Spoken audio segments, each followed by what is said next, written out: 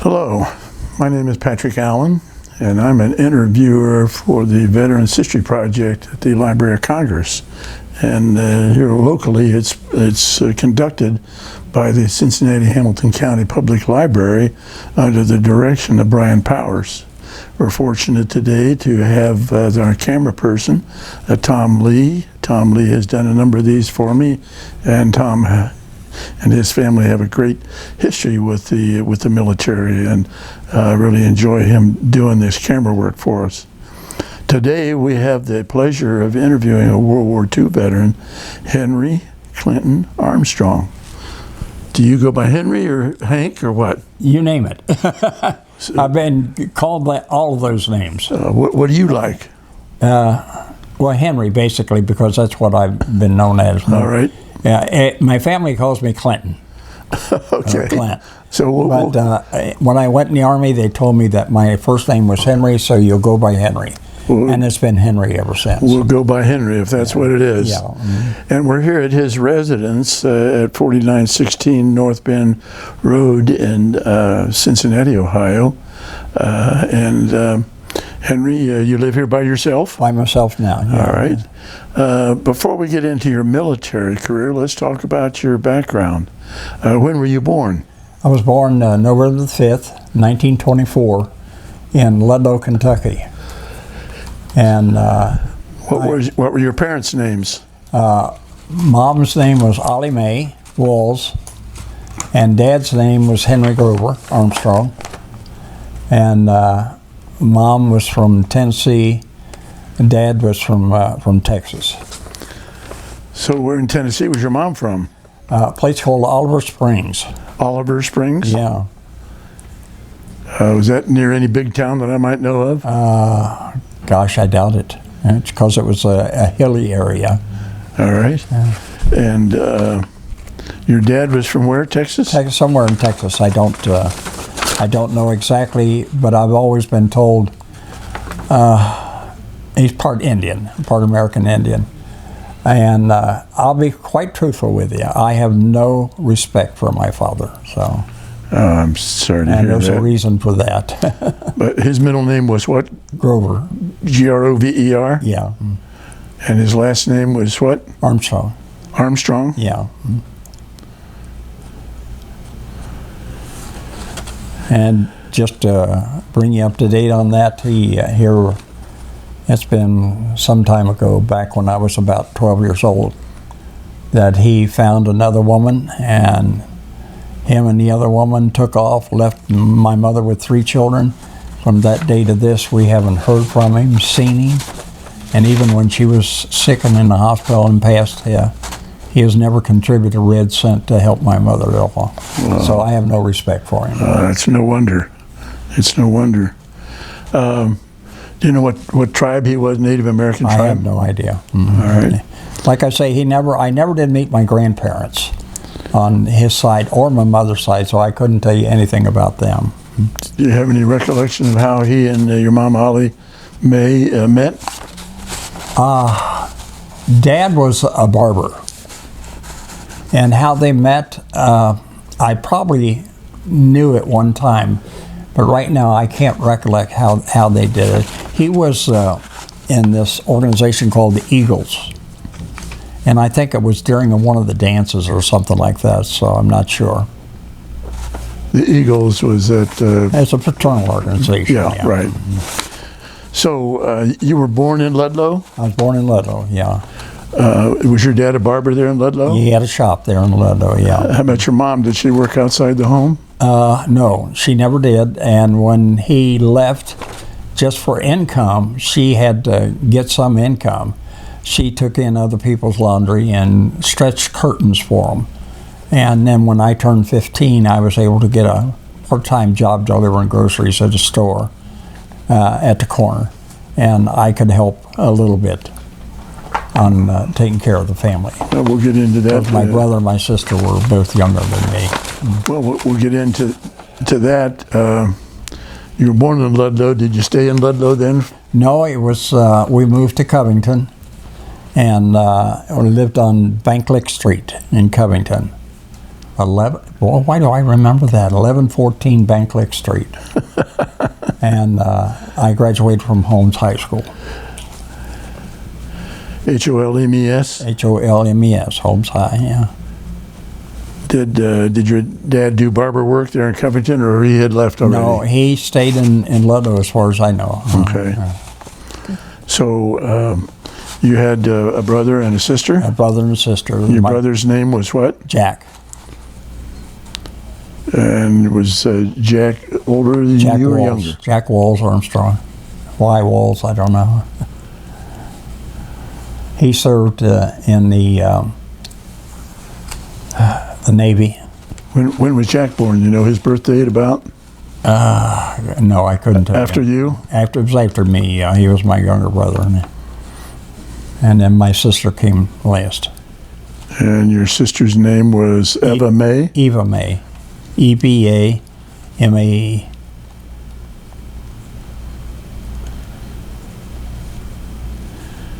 And she was the youngest of the three of you? Yeah. How much younger than you? Was she a couple years younger? She was, I'd say she was pretty good 4 years younger than me. And I've lost both of them. Did your brother Jack go to Holmes also? Yeah. Mm-hmm. He graduate?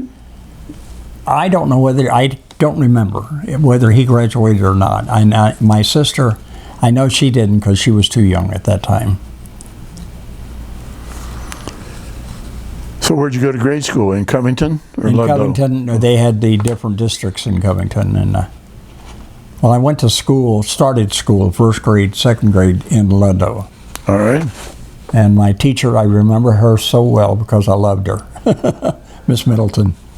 Now, was that a one-room school or was that a regular No, it was a regular public school. Okay. Yeah. And was that frame or brick or? Gosh, I don't know. Did you have indoor plumbing? Oh, yeah. How about your home there in Ludlow? We had an apartment there on Banklick Street. So when you got to Covington, did you live in an apartment? Well, that was at Banklick Street. That was an apartment in 1114 Banklick. Why do I remember that? How many bedrooms did you have there at Covington? Well, let's see. There was my brother and I lived in one room. My sister had a room. My mother had a room. Okay. So in high school there at Holmes, Yeah. before you got to be 15, did you have any kind of jobs? Well, that's where at 15, I started work for the local grocery store, delivering groceries on a bicycle. Remember what brand of bike you had? I have no idea. Was it a Schwinn, do you know? I could tell you. Was it just a two-wheeler though? Yeah, it was a two-wheeler. And With did you have a basket on the front or back? On the front. Okay. How many hours a day or a week did you Well, work? it was usually right after school. Okay. Let out during the school days, and I guess I worked maybe 2 to 3 hours, something like that. How about on the weekend?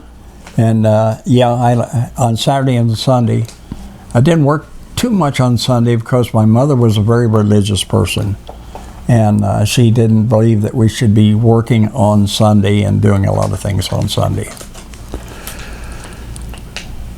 So with school and working in the grocery, you didn't have time to do any athletics or anything, did you? Well, all my athletics was during the school hours, and I played softball, basketball, volleyball, all those sports.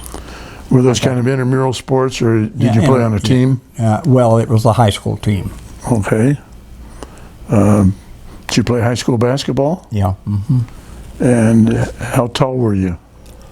Well, when I went in the Army, I was 6'1", so I guess I was around 6 foot at that time. Okay. So what position did you play in basketball? In basketball, I was, Forward, center? I think it was a forward, if I remember correctly. You're talking about a long time ago. Well, yeah, you remember your street address. I thought you might remember where you played. No. How about baseball? What'd you do? I played baseball. I played first base. How about Jack? Did he participate in sports too? Jack played in sports too, but he was in mostly, I think, in the softball area. All right. And then I run track too. Do you remember the name of the grocery that you worked for?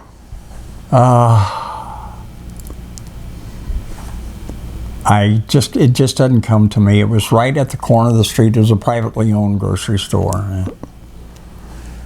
And I couldn't tell you the name of it right now. Did you like the people that owned the store? Oh yeah, they were very nice. You remember what you made an hour or however you were paid? I knew at that time I was making $3 to $4 a night, which in those days was a lot of money. And how much of that did you contribute to the family? Most of it.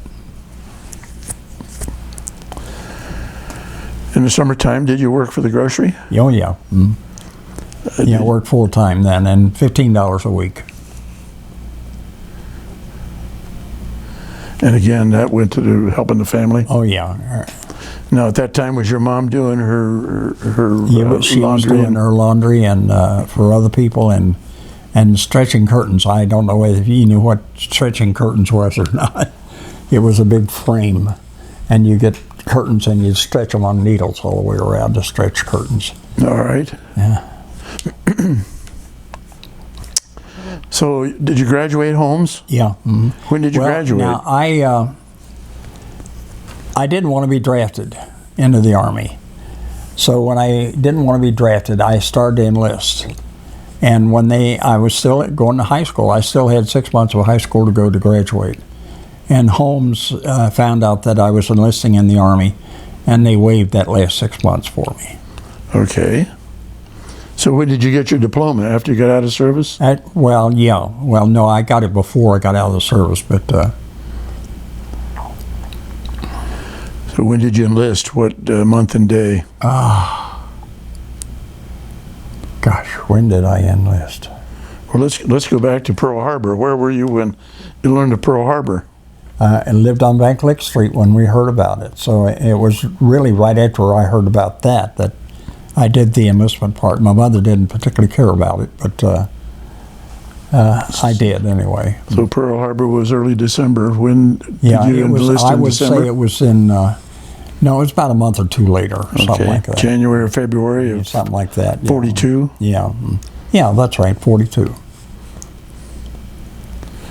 Why'd you pick the Army? Well, I can't swim, and I didn't like the water, so that did it. And in those days, there wasn't any Air Force. The Air Force was part of the Department of the Army then, and the Marine Corps was more or less similar to the Navy. So I picked the Army because I like solid ground under my feet. Where did you go to enlist? What city? In Covington. And after you enlisted, how long was it before you went to boot camp? I guess it was within a month or two, and I took my boot camp at Fort Bragg, North Carolina. How did you get to Fort Bragg? Was it a troop bus? Or no, it was by train. Were there other enlistees on that train? Oh, yeah. Mm-hmm. Remember how long it took you to get there? I have no idea. Remember if it was an overnight ride? Oh, yeah, it was definitely an overnight ride. Did you sleep in the seats, or did you have a compartment? Slept in the seat. We slept in the seats. How'd you get food? Whatever they had on the train.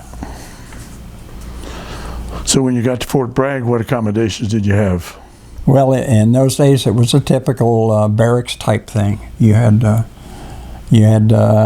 big room with a lot of cots in it. You slept in a cot, an Army cot, and you had food, like you had a mess hall that you would go to get all your meals. And what time did you get up in the morning?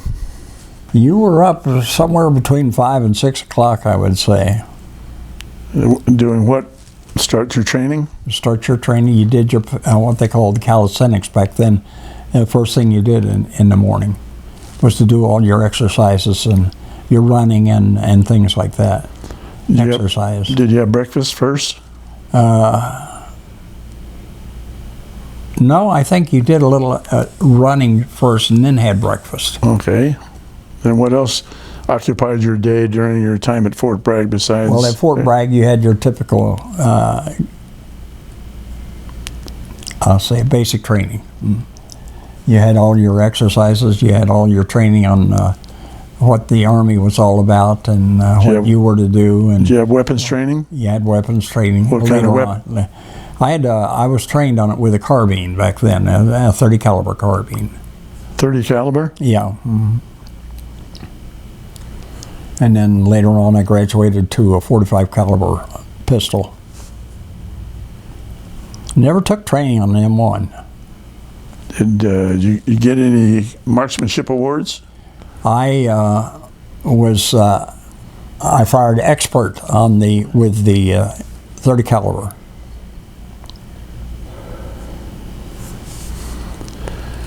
Did you have to do a lot of hiking, marching? Well, we did a lot of marching, and I've got a photograph of one of them. This was later on, though. Did you have to hike outside the camp? Oh, gosh, yes. What kind of mileage did you have to do on those hikes? Oh, you'd do anywhere from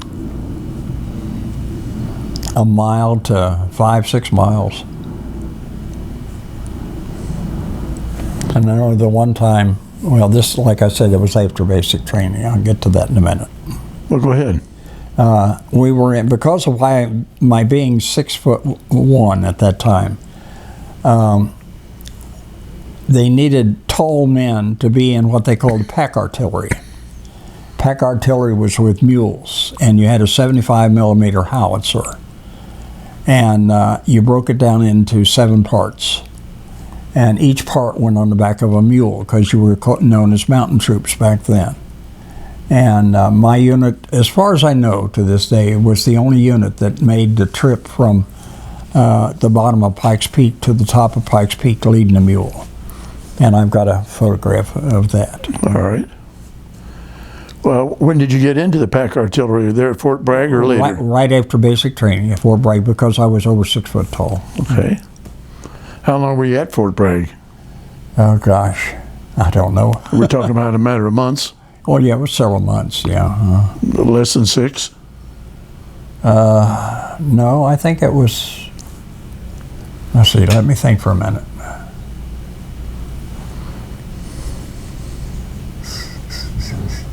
I think it was maybe about 6 months, something like that, yeah. Well, did you leave there in the summertime? See, I left there and went with, I think it was, I don't remember. A lot of that stuff I've forgotten. What was your next post? See, after Fort Bragg, I went to Fort Benning, and a couple of other posts that I can't remember names that don't exist anymore. What did you do at Fort Benning? Just basic combat artillery with mules, and then we switched after we got out of the pack artillery into regular artillery, 105s. Were you trained to load and fire the 105s? I was what they called an ammunition handler. My job was to handle all the ammunition that they used to fire the weapons with, and make sure we had plenty of it, more or less. How much did a single 105 shell weigh? A 105 shell weighed right around 35, 40 pounds, something like that. I'm guessing now.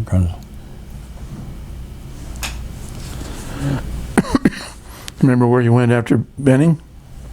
It was after Benning that I think that I went overseas, because I went with the 71st Infantry Division. Where were you when you did the jog up Pikes Peak? I was at Benning. How many times did you go up Pikes Peak? Just once? Just at one time. How long did it take you to get up there? I don't remember. A couple hours at least. I would think. That's pretty high mountain. It is. Well, it was a paved road that we went up. And what was your job going up the mountain? Going up the mountain, leading a mule, care for a mule. you maintain the life of that mule, I guess you would say it. You had to make sure they were fed all the time. You had to make sure that they were in good health condition, and it was just like having another soldier with you, only it was a mule. So in camp, you were with the mule and he was with you, so he knew you and Well, you knew him. yeah, my mule knew me, and he stayed in what they called a barn. We had a regular barn for our mules, and But we had you were his sole handler? his handler. Yeah. And that was one of 7 mules for 1 artillery piece.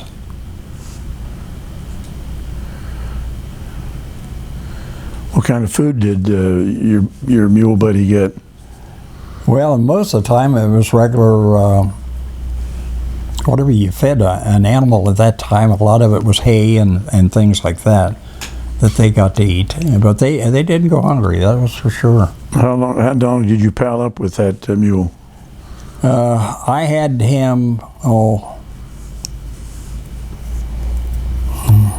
I guess at least 6 months. So you just had the 7 mules carrying 1 artillery piece up the mountain? You got in a battery, you've got 4 artillery pieces. Okay. And each artillery piece had 7 mules. So you got 28 mules going up that mountain? So that's one company. Yeah.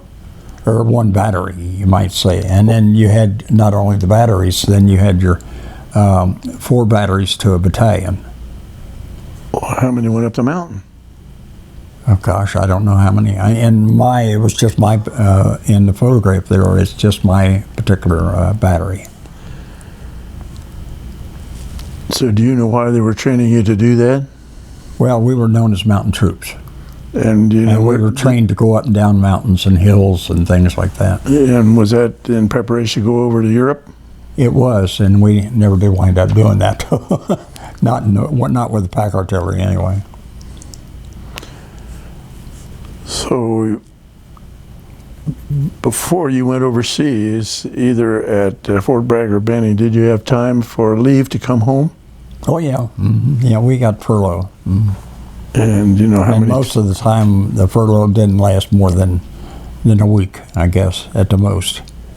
How'd you get home? Would you come home on train, bus? Came home on a train, yeah.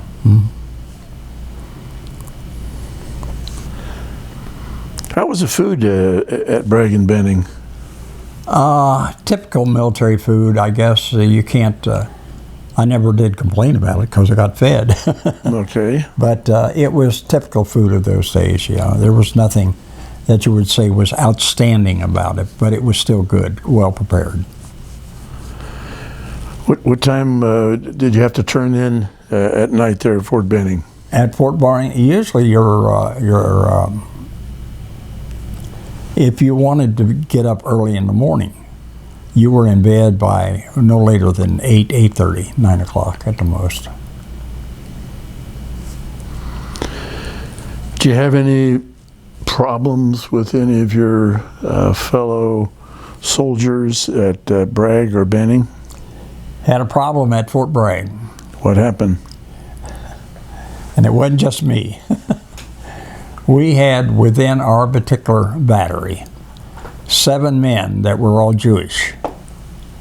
And it was mandatory that you go to church on Sunday, and the Jewish boys had their church on Saturday. So they would go on Saturday, and then they'd have the rest of the day off. And we'd go to church on Sunday, and we'd have the rest of the day off. But because there were only a few of those Jewish boys, there was nothing for them to do on Sunday, so they had Saturday and Sunday off, and we just had Sunday off.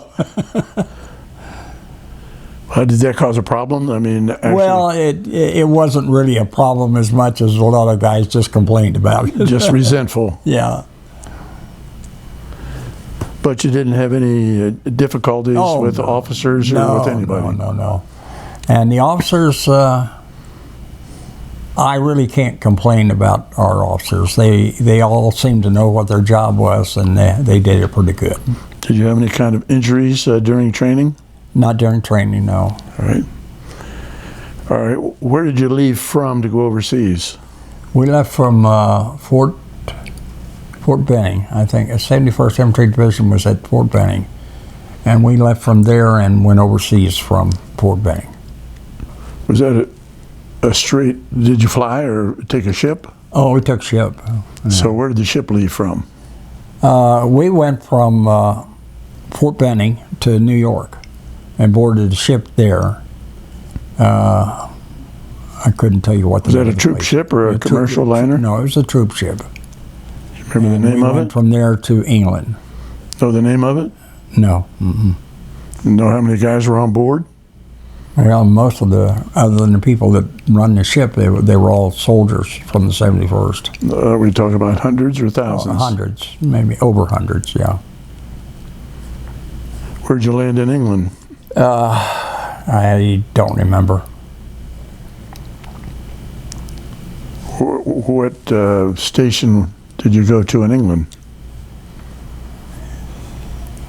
You know, there's a lot of the places that I've been that I never could remember names, and I don't remember where we went out of England to go overseas. All I know is that we left and we sailed across the channel. How long were you in England before you went across the channel? Before I went across the channel, maybe a month or so. What did you do in England during that period of time? More training? It was all training, yeah. Still with the artillery? Still with the artillery. We'd gotten rid of the mules. Same job, ammo handler? Yeah. Mm-hmm. Well, I'd been given a job as a section chief. I had 7 men.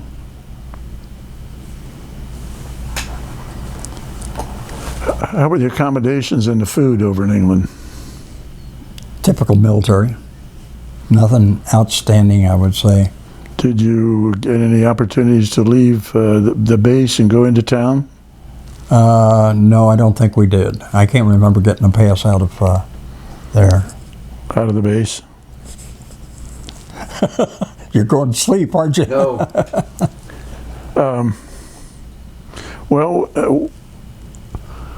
When did you learn that your unit was going to be going across the channel? Well, we knew that when we left the States, that we knew that we were going to go overseas. Just when and where, we didn't know. And it was on, let's see, it was on D-Day, if I remember correctly, D-Day that we went ashore. D-Day was June 6th. Yeah. So, Were you out in the channel the day before because of weather? oh, yeah. Mm-hmm. What beach did you... Omaha.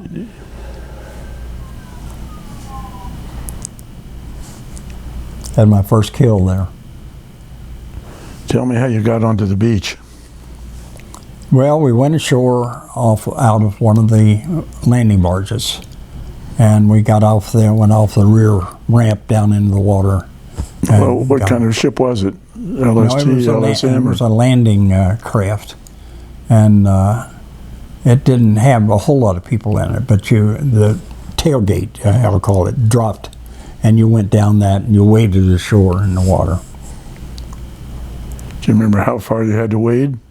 Not more than 50, 60 feet, I guess. Water was just up to your knee. Well, what's going on around you? Well, your buddies are all going ashore at the same time you are. Are you taking fire from machine guns we're or not anybody? taking no fire at that time. That wasn't until after we got ashore. And we engaged the Germans, and they began to back off. And when we got onto dry land, more or less, what kind of obstacles had the Germans put there at Omaha Beach, if any? there were a lot of bunkers and holes in the ground, things like that, and sand traps. and you just watched. It was daylight that we went ashore, but by the time we got finished, it was dark, and we found a place on a hill under some trees to get some sleep, because the Germans had totally backed off from us then. Well, let me take you back to you're on board ship out in the Channel the day before the landing, and are the ships pummeling the beach and the surrounding area with going artillery? on, yeah, but we're not part of that. Right. We're not part of that. But you're watching this go on? Well, no. You hear it going on more than watch it go on. How about airplanes? Were you having any air support while you were out in the Channel? You saw airplanes almost every day you were over there. How about German planes? Did you have any attacks by German planes? Oh, yeah. While you're in the Channel? We were never hit by German planes. It was after we had gotten inland, more or less, and become used to being on dry land, that we began to see the German planes. Do you remember about what time it was that you got on dry land at Omaha Beach? Well, it was nighttime, and I would say it was, somewhere, let me think now. I would say somewhere after 7 o'clock that we were out of the water and on dry land. So there had been a couple of waves of infantry going ashore before you went? Before us, yeah. We were not part of the infantry, of course. We were artillery. Mm-hmm. When you did land on the beach, did you see any bodies of American soldiers? Or? At that time, no. All right. It wasn't until later on that we began to engage the Germans that we began to see Americans, dead Americans. How far inland did you get before you engaged with the Germans? Well, it wasn't really inland yet. We were still on the beach. Still on the beach? Yeah. Mm-hmm. And I've got a picture of the beach that we went ashore, and then I've got a picture of the same beach years later, when there's 100 homes that built on it. Well, what kind of fire are you taking from the Germans while you're on the beach there? The machine gun fire, or mortars, or rockets, or what? It was mortars and artillery fire, more or less. And once in a while, if you had engaged a German company or something, it would be rifle fire or something like that. What were you in? Were you in a squad, a platoon? I had what I called a team. Okay. Anybody in your team get hurt while you were there on the beach? No. And you had 7 men in your team? 7 men, yeah. And we were sleeping that night, and a shell went off over our heads. And you got to realize that we're scared to death kids. And stand there, it lit it up like daylight, and standing there looking at us was what we thought was a German soldier with a rifle pointed at us. Okay. And all of us at one time seemed to react and fired and killed that tree that night.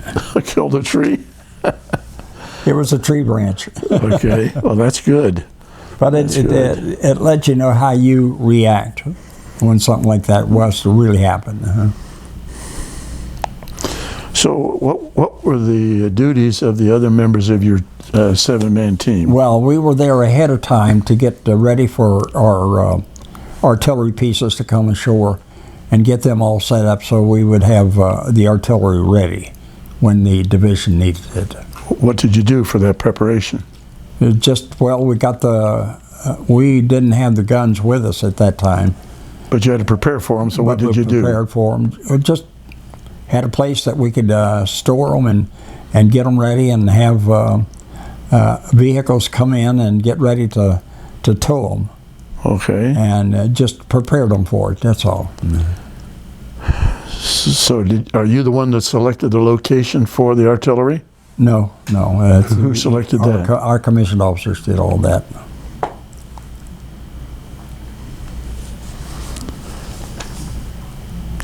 So at what point did they bring the artillery piece over to the location that you had prepared? After we went ashore, I guess it was a couple of days later that we were able to get our pieces there and get them ready and prepare them for the vehicles that were going to tow them and a place to store them, because we didn't want them out in the open all the time. Were these 105s? No, these were 105s at that time. Yeah, I was thinking when there was a 75 was the pack. Yeah. So tell me about, let's say, the first week there on shore in Normandy. What all did you do? The first week is more or less, I would call it preparation. You're getting your people organized. You're getting your equipment set up and ready. You're getting all your ammunition packed up and ready to go, and it's just preparation more than anything else. And then after you got all set up, and then you got the orders from division to your battery was to move out. Not only your battery, but your battery was part of a battalion, and the battalion was part of a regiment. And when they got all of them organized and all set up and equipped, then we got the orders to move in to where we called a combat range. Do you remember when that order came in relation to D-Day? I would say it was at least a week later. Boy, you're getting into things that I've totally forgotten. Close your eyes and put your hat back on. Were you wearing a helmet? Oh yeah, you wore a helmet all the time. Yeah. And how about any other uniform? Did you have any other protection? You had your basic uniform that you wore all the time, your Army uniform. But helmet you wore all the time. How about, did you have boots, shoes? What did you have on? We had what we called combat boots, and we wore those all the time. During that week of preparation on the beach, where'd you sleep? Sleep in tents? Sleep in foxholes? Pup tents. Pup tents? And how about the chow? How'd you get your food? Well, the kitchen was there with us. How about medical? Did you have medical? Well, you always had medical and kitchen and all your support facilities all handy there with you.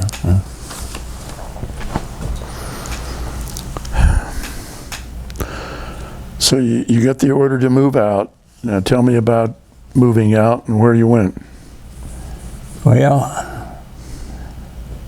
I know we were in, and our trucks, 2.5-ton truck, towed the weapon, and you rode in the truck itself. That was your transportation, and you stayed with your weapon, and that truck, when it would drop wherever we were going to be situated with the weapon, and that was the 4 guns were set up in the way they were supposed to fire on the enemy, and your vehicles were taken away from there and put to the rear so they wouldn't be damaged when we needed them.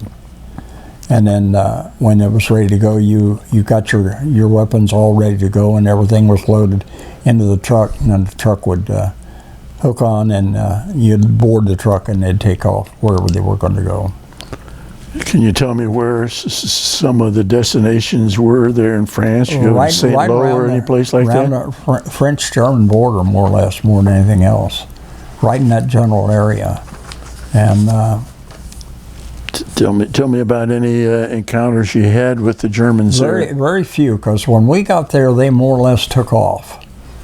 And we had no personal encounters, let me put it that way, because the artillery's back behind your infantry. And but we, as far as any personal encounters, we had very few, if any at all. Most of the encounters were strictly by fire mission. And that's when you'd get it over the radio. You got a fire mission, you got your forward observer that's found a target, and he needs to bring artillery fire down on it. And that wasn't 75s then, it was 105s. Okay. And then you listen to what your battery commander and his forward officers gave, the order they gave you on what type of, how many rounds of ammunition you're supposed to fire, and when, and how often, and things like that. You just paid attention to your officers. Is there any event there in France that stands out in your memory when you were actually doing any of the firing for your team? No, you're pretty much to the rear when you're doing that. One thing, two things stood out for me. One was to see a mass parachute drop. When I say a mass, I'm talking about a couple of hundred paratroopers come out of the planes, and they're drifting down in their parachutes. And to see all of a sudden one of them, instead of holding onto the shroud line like this and guiding himself around, he would go like that, and you knew that he was shot then, because the Germans would be on the ground, and they could fire from the ground and hit them from the ground. And that, and the one thing, no, this was after the war was over. Where were you when you saw this mass drop? We were right near the French-German border. Remember a town? No. Towns, you didn't pay any attention to the names. All you knew is you moved when you had to move, and went as far as you had to go. Do you see any prisoners coming back from the front to the rear? Any German prisoners? Yeah, there were German prisoners, because you saw a few of them every once in a while. Would they be walking or riding in trucks? Or? Oh, they walked. They didn't ride. Did you interact with any of them? No, not really. I don't think you wanted to. And we, more or less, if we'd see them, we'd ignore them more than anything else. Well, even though you ignored them, could you tell how old they were? Were they young kids? Oh, they were same as us, same age as us, more or less.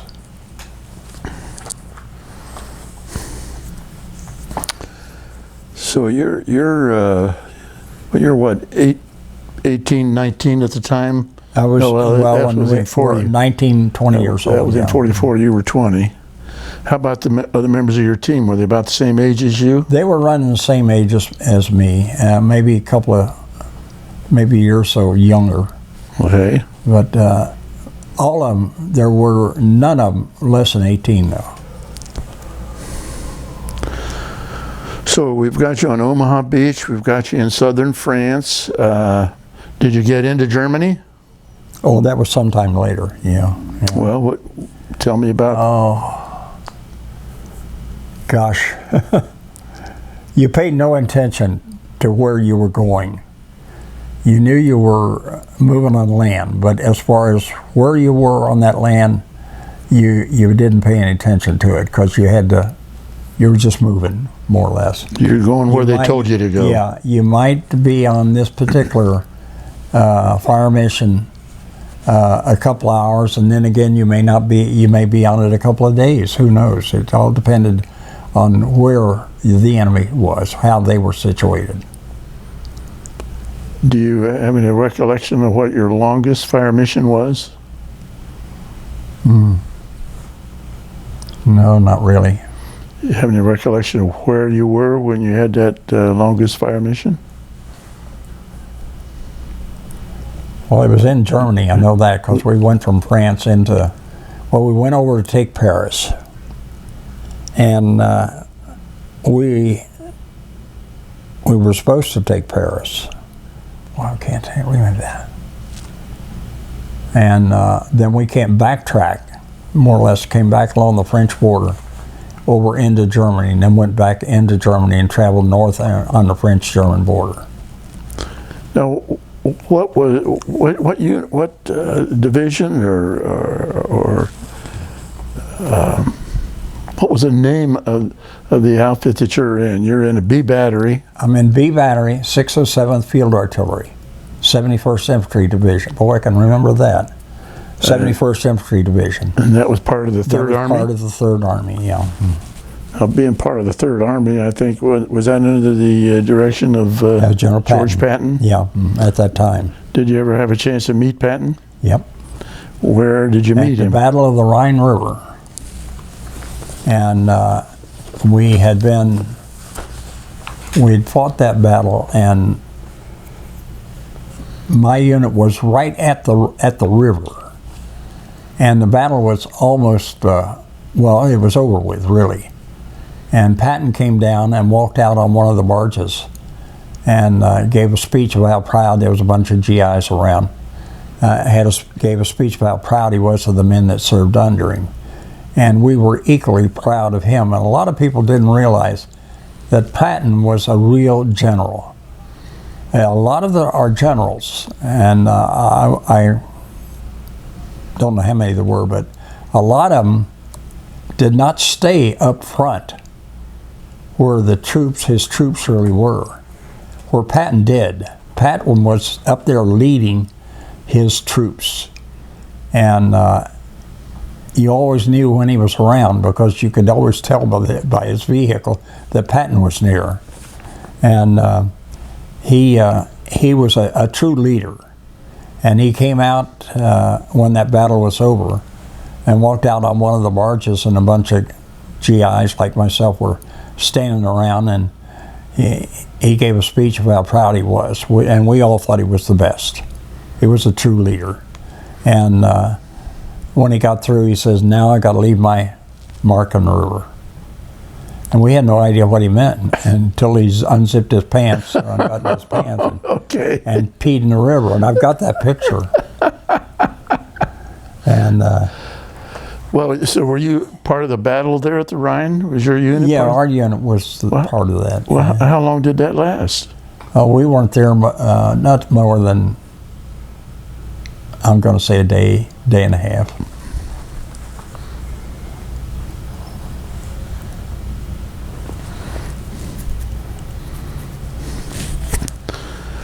So did you cross the Rhine and go into Germany? I went into Germany. How'd you get across? The bridge or pontoon bridge or real bridge? They had real bridges. They didn't destroy all the bridges, and we were able to get across on those.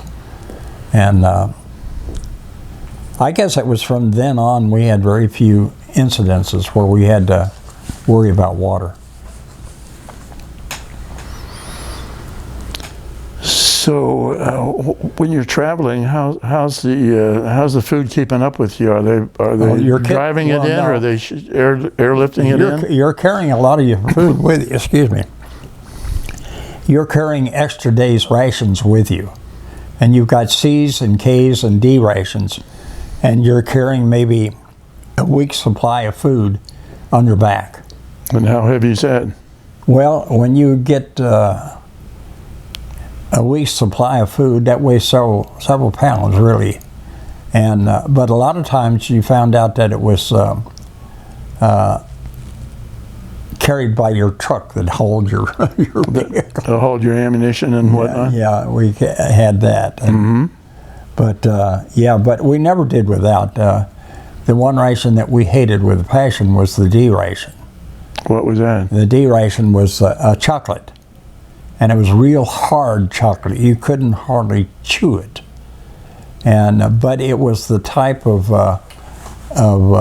meal that would sustain you, and you wouldn't have to worry about anything. It had all your nutrients and vitamins and stuff in it that you needed to get along.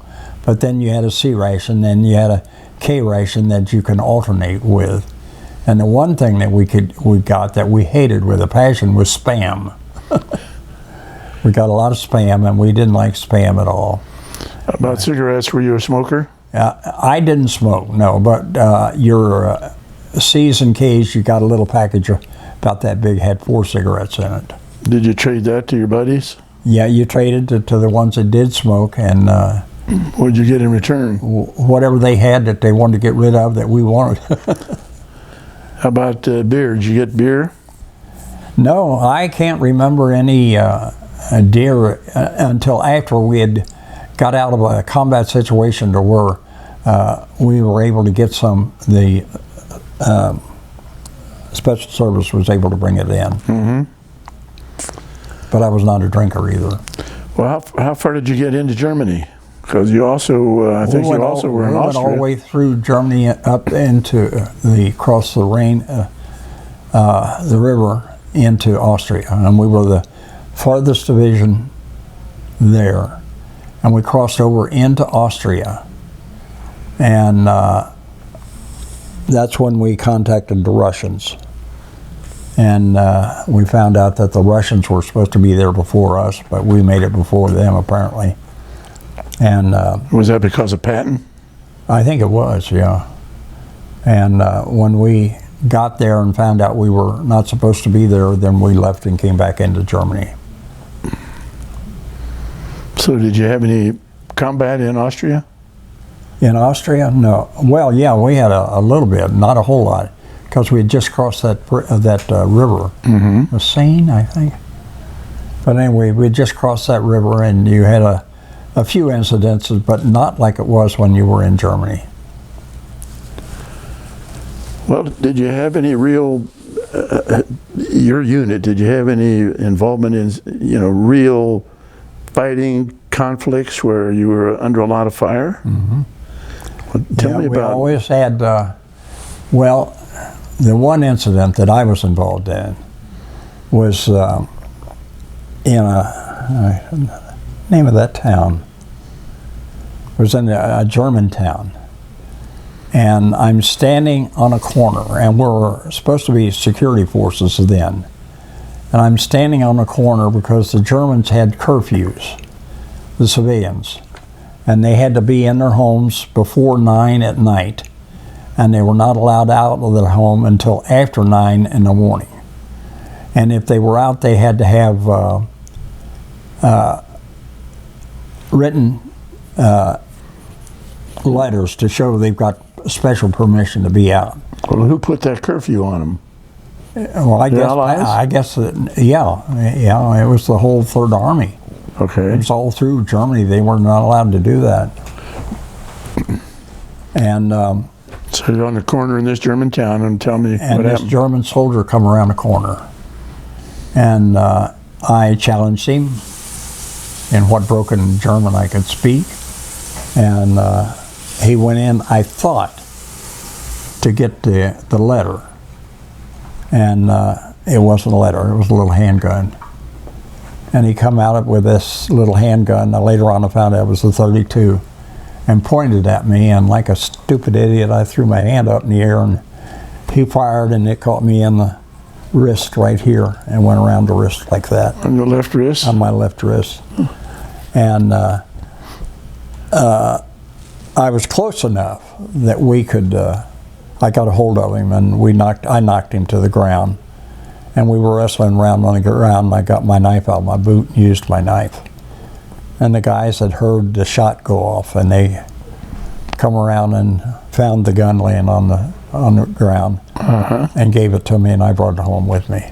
Was it a Luger? You said it was a .32? No, it was a little .32 Walther. And I brought it home with me, and somebody broke into the house later on and stole all my guns. And it has never turned up anywhere. So did you have a gun, or was your knife the only weapon you had? Well, I had my carbine, but I had it slung over my shoulder. And wrestling around on the knife, you can't do much with a rifle. So sure. So, and I was able to grab my boot out of my knife, my knife out of my boot out of my knife, and use it. So was he a youngster like yourself? Please? Was he a youngster like yourself? Yeah, I guess he was. Yeah, most of the German soldiers back in those days were young kids like us, yeah. Some of them looked even younger. So what your buddies do when they came up, and after they heard the shot and came up and saw you? Well, they came up and got a medic real quick. And I spent 2 weeks in the hospital. I said I had a 2-week vacation after that. Because it was never anything that serious that I thought. Did you get a Purple Heart for that? No, because it was not during the war. It wasn't during the war? No, the war was over then. But did Germans, did he have a uniform on? Yeah, I think it was the uniform. Because that's the reason I recognized him as being a soldier. Yeah. He had the uniform. And when I challenged him, and that's when he Reached for what? went into his jacket. Uh-huh. Because he wasn't carrying a rifle or anything like that. And I figured he had a letter to give him permission to be out. And because the war was already over and ended. How long was the war over when this encounter happened? Oh, a couple of months. Oh, really? Yeah. Did you ever have any person-to-person encounters with any Germans in France, Germany, or Austria? No, not really. Mm-mm. Well, no, person to person, Yeah. I had a girlfriend. And where was that? That was in the northern part of Germany. All right. What was her name? And her name was Lisa Latte. What was her last name? Well, I don't know what her last name was, but her front name was Lisa Latte. Lisalotta. And when the war had ended, any of the German people that had extra rooms that they wanted to rent out, we could get a bedroom. And I had gotten a bedroom at this one house, this German house. What town was it in? It was, gosh, I probably got it written down somewhere, but I can't remember the name of it. But the woman that owned the house, there were no men involved in that, because I don't know whether they were in the army, gone, killed, or what. But she had two daughters, and the one daughter was Lisa Latte, and the other daughter was an older daughter. And Lisa and I got pretty well acquainted, and she was trying to teach me German, and I'm trying to teach her English. And after a few weeks, she came up to me and said, Heinrich, and I hated the German name for Henry. And she said, Heinrich, du haben Kaugummi. And that's Henry, do you have chewing gum? She loved chewing gum. And I had some gum because I knew she wanted it. And I I ignored her more or less until she said, Henry, you got gum in English. Then I gave her a stick of gum. Well, how long were you with Lisa? Maybe a month or two. Mm-hmm. But it was never anything personal because Lisa was only 6 years old. Lisa was 6 years old? 6 years old, yeah. Oh, wow. And just here in this past year and a half, I'd never heard that name before until I heard that there was a Lisa Latte that lived in Delhi and died. And I've often wondered if it was her. Well, how did Lisa's mother treat you? We never really got that acquainted. Yeah, she was there. That was all. And I never did anything out of line to begin with because she was just a child. Did you pay your rent in American money or what? Well, the American Army paid the rent. It was just a lease of the bedroom. That's all. What were your duties while you were there after the war? Regular duties in the battery of whatever I was doing before. Although you didn't have all of the preparation for firing or anything like that. Where was the base in relation to where you were living? It wasn't a base. It was just out in the field somewhere. You'd pick a big place that you could. Was it just an encampment? More or less of an encampment, yeah. Mm. Where were you when you learned that armistice had been signed with Germans? Oh gosh. All I know is when we heard, we didn't believe it at first until we got proof, and then we believed it. But it was along that German-French border in the north. Mm-hmm. Well, let's take a break and get some of your pictures. Let's see if we... Pausing tape. I got a call from work. I'm home after the war is over now. And I got a call from work and telling me to go home, get my uniform on, and to report to my church. I had no idea what it was about. And when I did that, and I got to the church, the French consul was there along with a lot of dignitaries. And again, I didn't know what it was about until they presented me with the Knight's Legion of Honor medal from France, which is the highest, one of the highest medals France has got. And I got that, and then when we went back D+80 here a year or so ago, they gave that to, I'm trying to think, 91, was it 91? No, it was 61 American soldiers that were there. And I'm sitting up on top of the hill looking down on them when I'd already gotten mine a year or so earlier. But it's the French Legion of Honor medal. How many times have you been back to That was the only time. France? That's the only time. And that was how long ago? A couple of years? Oh, no, that was last year. Last year? Yeah. Now, I don't know if Tom can see any of these. Set it against the floor and hold it steady. Which picture am I going on? All of them at one time or another. Let's try the top one up here. All right. Hang on. All right, now twist it because it's reflecting. There, good. Hold steady. That's you and Lisa, correct? The little girl is Lisa, yeah.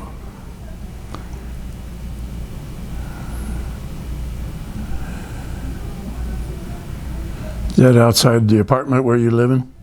Hmm? Was that outside the apartment where you lived with her? That's outside of her apartment, yeah. Mhm. Yeah. All right, moving that way. Right below that is the Russian soldiers that were photographed. Is that right? Mm-hmm. And then below that is you at a later time. Several years later, yeah. Twist it. Then There we go. on the lower left, that's you. At the end of the war. And above that, That's how we lived. and that's how you lived when you were where? Anywhere. Anywhere we had time to pitch a tent. And above that is the bridge between Austria and Germany. And you and your buddy were the last two to cross that bridge? Walter Olson and I, yeah. Walter was a pitcher for the Brooklyn Dodgers, and he and I were the best of friends.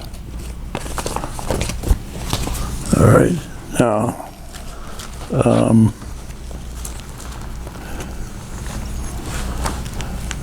Now this,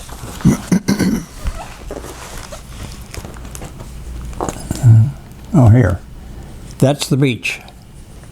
And that's the beach a year afterwards, because there wasn't a house or a building anywhere near there. Now there's a memorial, there's a cemetery, an American cemetery, and about 100 homes all built along there. can you take that out? Yeah.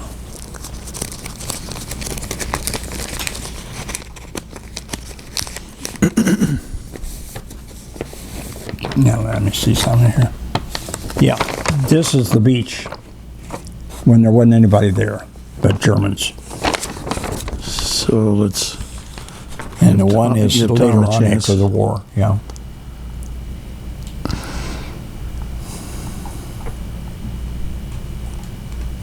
No, that's the top one is the beach after you have landed and moved out. Moved out, yeah. And the one on the bottom is the beach. When I went ashore, I went out there on D+80 last year. Okay.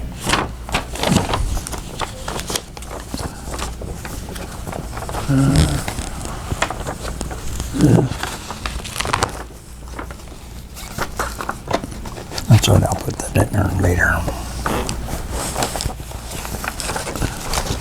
Now you mentioned Now the one. Let Tom look at this photo. Okay. Photo on the right. That's the pack mules going up the mountain. Is that correct? yeah.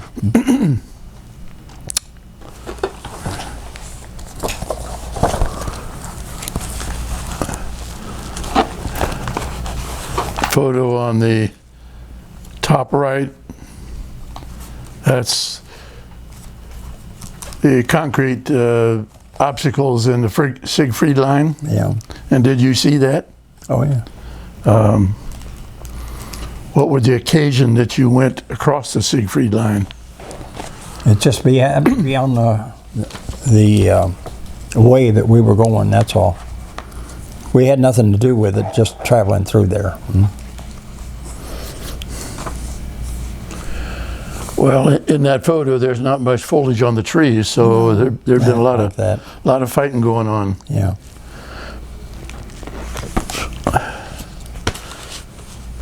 Well, Now this is Gunskirkenlager, the concentration camp. And all of these pictures are taken from that camp. They didn't bother to bury any of their dead. They just took them out in the woods and laid them on the ground. And they were nothing but skin and bones. And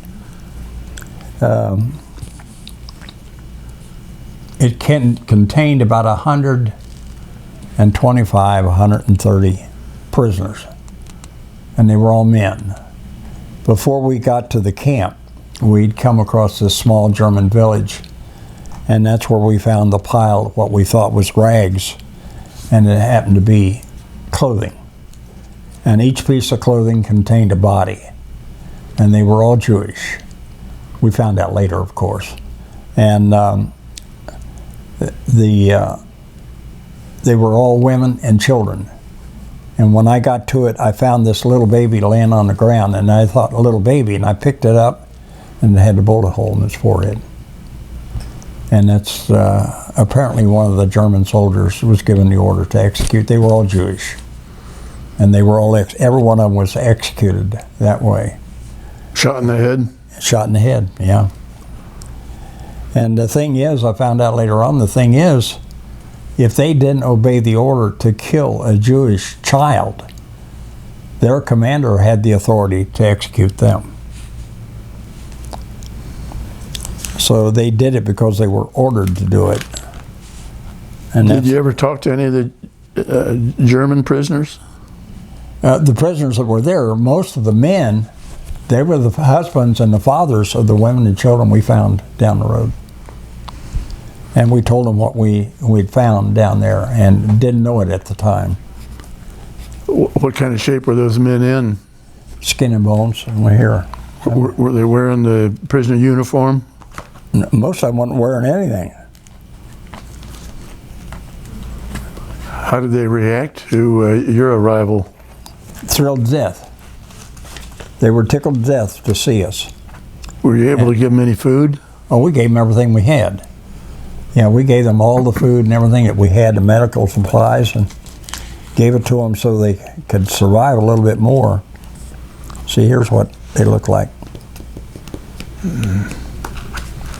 Just And to kidding. think that a human being, and the baby is the one that got me, to think that a human being, an adult, could do something like that to a little baby who wasn't even 6 months old yet. When you thought it was just a pile of clothes. Yeah. Mm-hmm.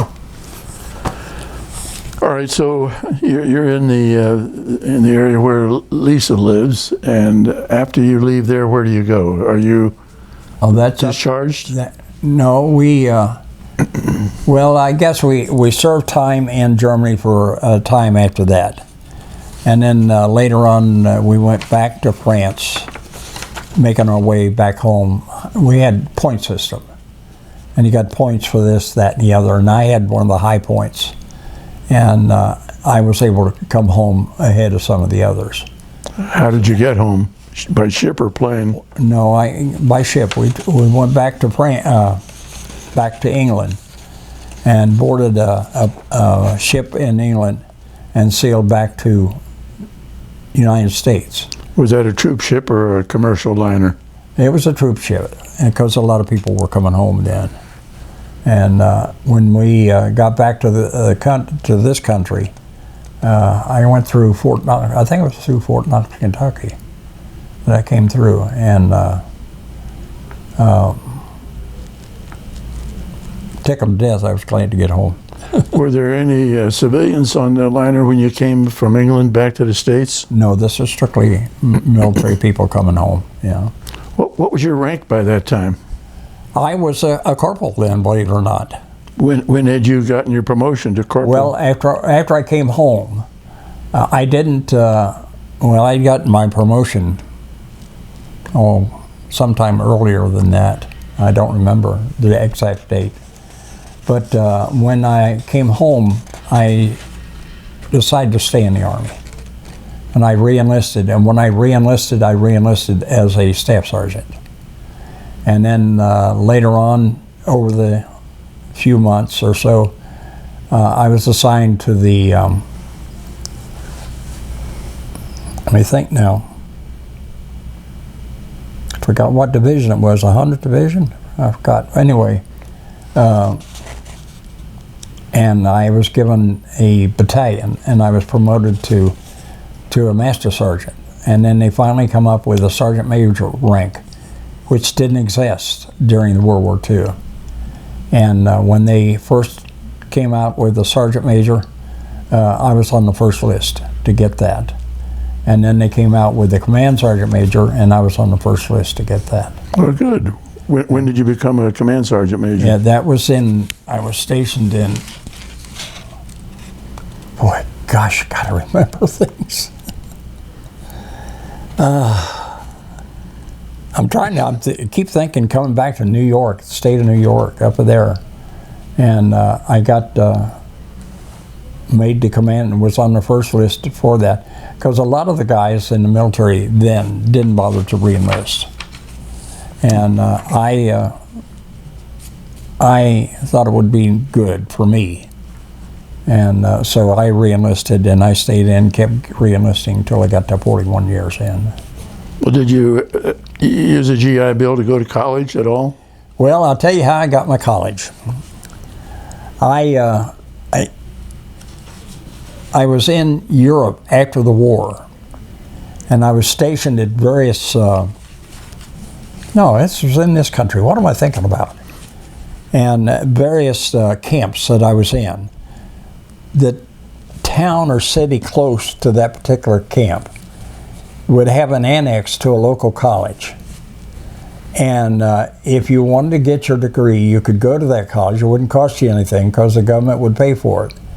And I went to maybe 6, 7 different colleges over the years there and got my college graduation there.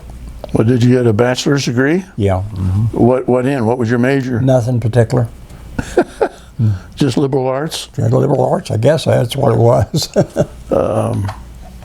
But you stayed in the Army and didn't use your college for any other kind of civilian employment? No, most of my Army time was all done with at battalion level as a sergeant major of a battalion.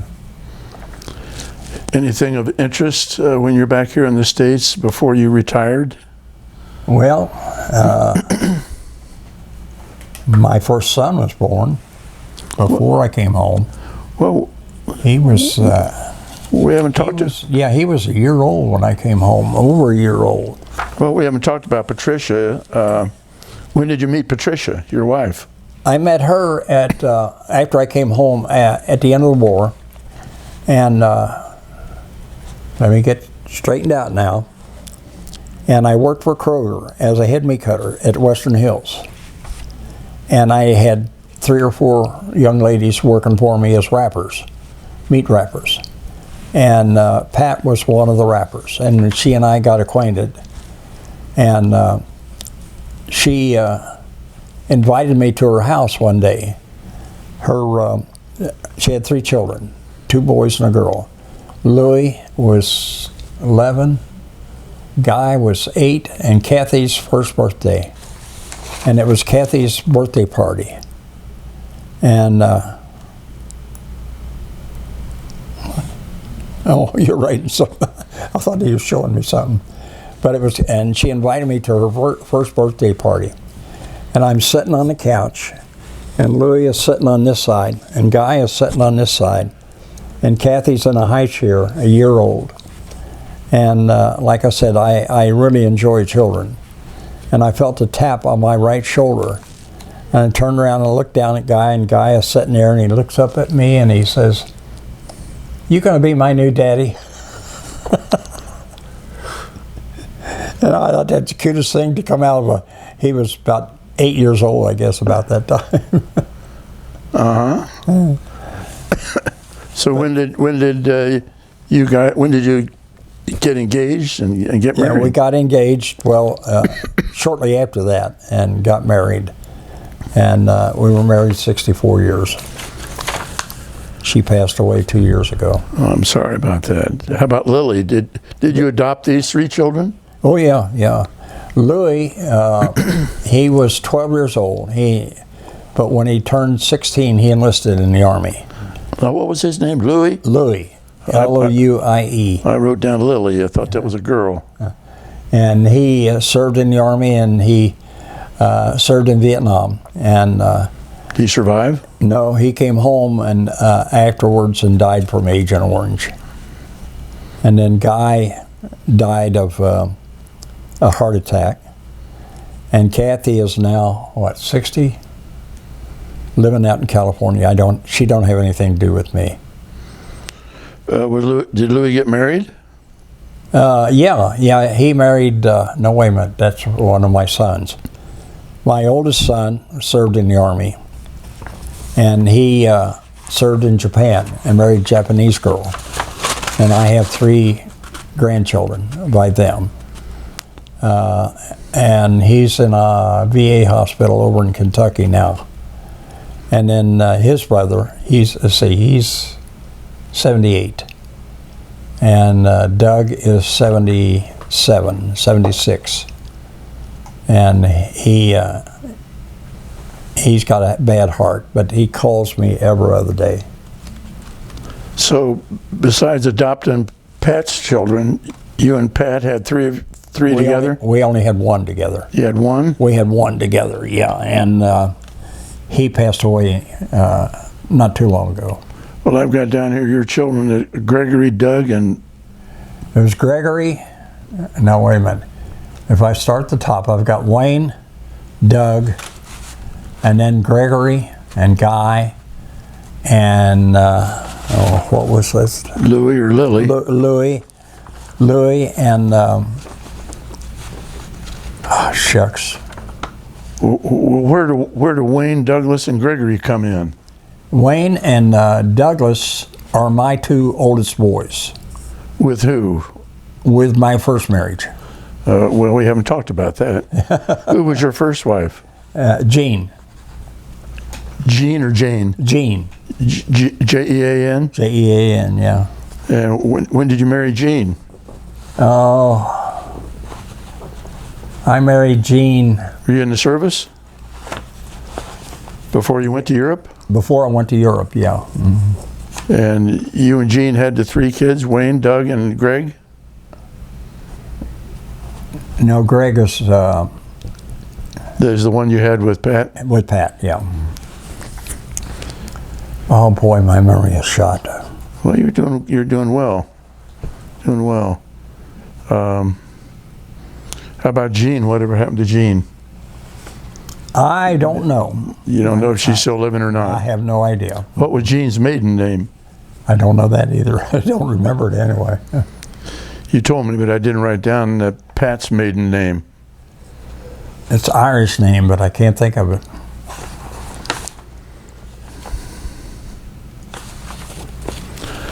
Tom Lee might remember it being Irish.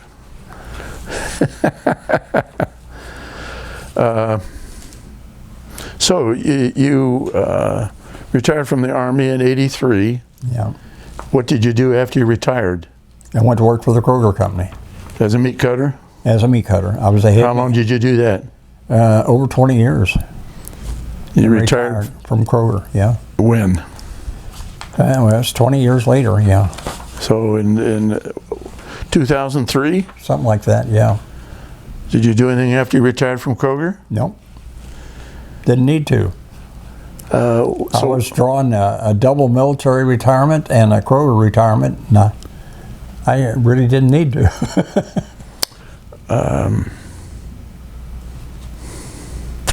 Well, before we got on camera, we talked about your stamp collecting and your needlework. Tell us about your stamp collecting. Well, my son Louis, when he came home from Vietnam, he had a small hobby of stamp collecting, and he had a couple of volumes, not too many. And when he passed away, I got involved, and it got interesting, and that's when I started collecting stamps from around, and wound up with that collection you see back there. We can't show all the collection, but tell me how many. There's 169 volumes of stamps from around the world. And does each volume have a separate country? And each one is a different country. And I put each one in notebook binders, of course. And how did you go about acquiring these? You go to stamp collector meetings? Well, I would go to a flea market, and you'd be surprised what you could find in way of stamps at a flea market. You'd find a bag of people just wanting to get rid of their stamps, and you could maybe $5–10 for a bag full of stamps. And when you'd go through them and get them ready for each country, they may be several countries in there. You may find a couple of stamps that are worth maybe $40–50. Now, the most valuable stamp in the world right now is worth $1 million. Which one is that? Is that the upside down plane? No, that's a 1943 George Washington U.S. stamp, and there's only one like it left in the world that they know of. And the Mystic Stamp Company called me up one day and wanted to know if I wanted to buy it. I said, how much? And they said, $1 million. I said, you're out of your mind. I didn't get it, of course. Well, why is that so unusual? I can't afford $1 million. No, I mean, well, why is it so unusual, a George Washington stamp? It's the only one like it that they know of left in the world. And, tell us about your other hobby of needlework. Well, that was just something I started to pass time away. You see the 3 crosses and the bird and the wolf? Well, that's all needlework there. The candle that you see in the big painting, that's my wife's work. She was the painter.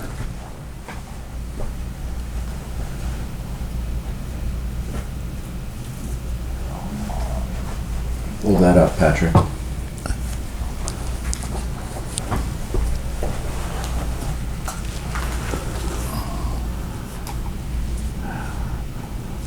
So what kind of needlework is that called?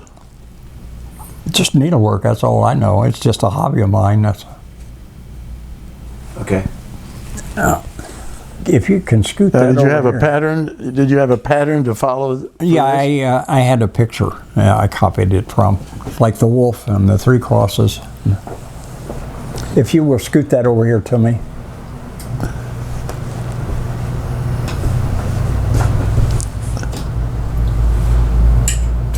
Just turn it around so I can get to the back of it.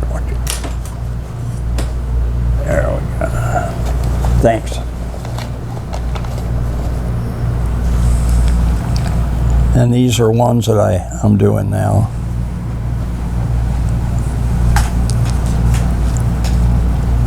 And these are just necklaces.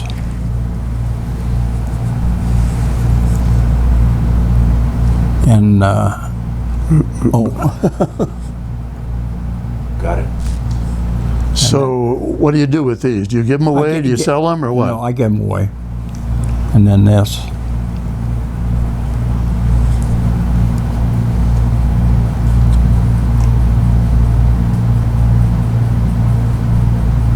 Good. And the other side of that is a crucifix.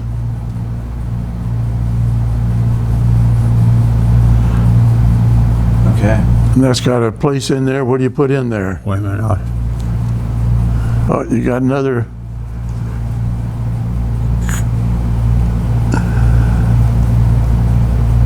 So you got a kind of like a cross you can a hang little around cross. your neck. And I make these and give these to the adult. And this, let me show you here.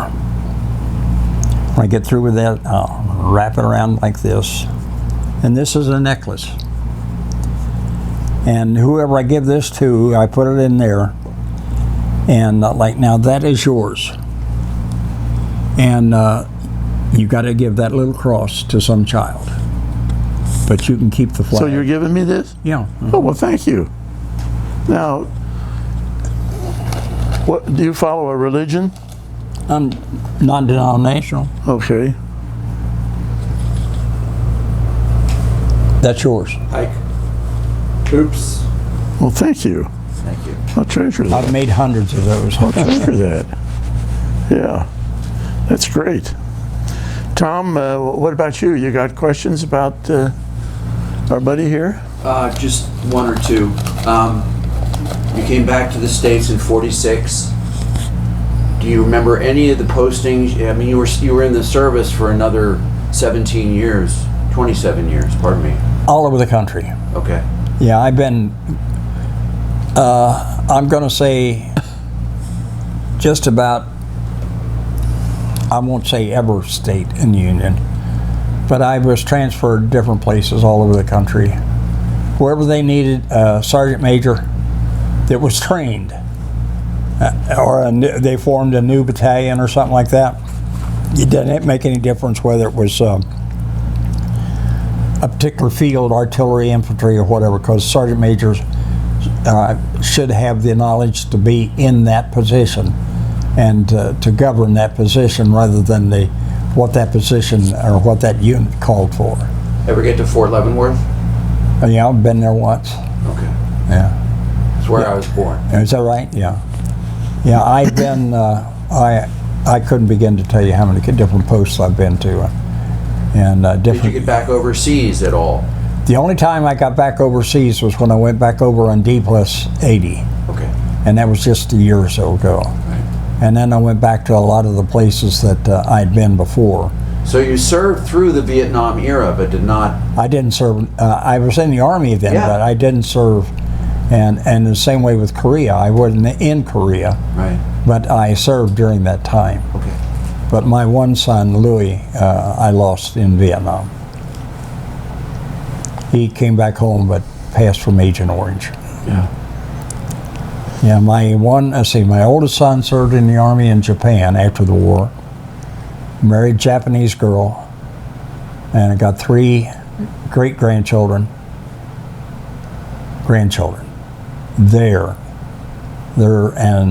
still in Japan as far as I know.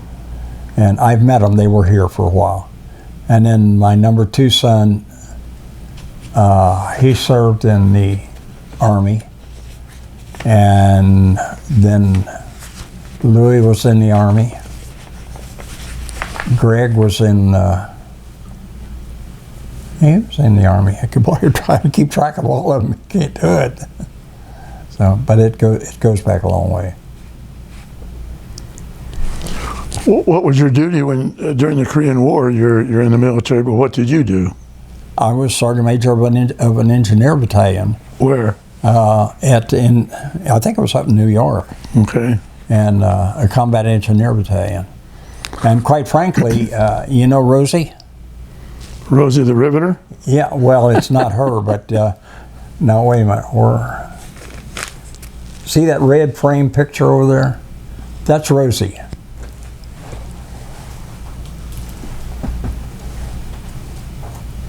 Yeah, that's her.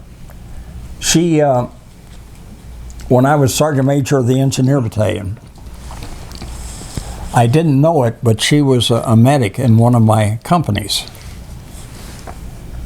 And then one day I began to get a card in the mail, a little greeting card, and I still get them. And it was all signed by Rosie. I had no idea who Rosie was. And then one day I got a phone call, and she was telling me her name was Rosie. And the reason she's called Rosie, there is an organization after Rosie the Riveter. And I've got pictures of Rosie the Riveter on that thing over there. And it's an organization where ladies have become part of it, and they dress like Rosie the Riveter did. And she adopted, her name is not Rosie, it's, I've forgotten what it is. But everybody calls her Rosie. And now when she retired from the Army after 20 years, she comes and takes care of me and takes me places I need to go, or for in the military or anything like that. She's just a great asset to me. And then Jenny is another one. She took care of my wife when my wife was ill. And when Pat passed, then she takes care of me. Last question. Have you been to the National World War II Museum in New Orleans? Yeah. Mm-hmm. Yeah. Did you go on a flight?